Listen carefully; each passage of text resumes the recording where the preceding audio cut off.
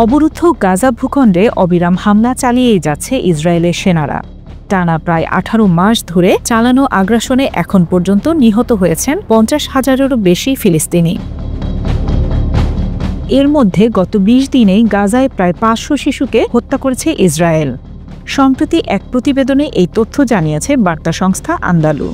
গাজার মিডিয়া অফিসের বিবৃতি অনুসারে গেল 20 দিনে ইসরায়েলি বাহিনী গাজা উপত্যকায় 490 জন ফিলিস্তিনি শিশুকে হত্যা করেছে। বেসামরিক নাগরিকদের বিরুদ্ধে চলমান গণহত্যার অংশ হিসেবে শিশুদের ওপর চালানো এই হত্যাকাণ্ডের নিন্দা জানিয়েছে মিডিয়া অফিস। এক বিবৃতিতে বলা হয়, শিশুদের বিরুদ্ধে হত্যাযজ্ঞকে আধুনিক সময়ের সবচেয়ে নিষ্ঠুর মানবতাবিরোধী অপরাধগুলোর মধ্যে একটি হিসেবে বর্ণনা করা হয়েছে। একই সঙ্গে ইসরায়েলের বিরুদ্ধে গাজায় অসহায় বেসামরিক নাগরিকদের ওপর নৃশংস গণহত্যা চালিয়ে যাওয়ার অভিযোগও করেছে তারা।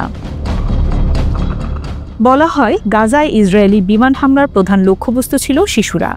বিবৃতিতে বলা হয়েছে, গত 20 দিনে ইসরায়েল শিশুদের ওপরে এক মর্মান্তিক গণহত্যা চালিয়েছে। ধারাবাহিক বর্বর হামলায় 490 শিশু নিহত হয়েছে।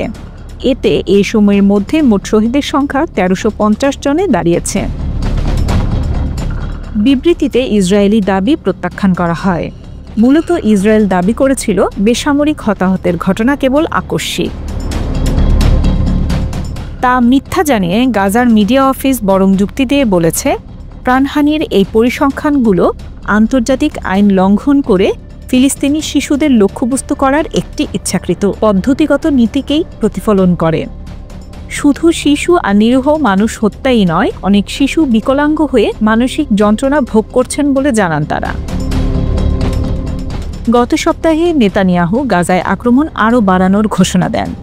এছাড়া এই ছিটমহল থেকে ফিলিস্তিনিদের উচ্ছেদের বিষয়ে ট্রাম্পের পরিকল্পনা বাস্তবায়নের প্রচেষ্টাও চলছে।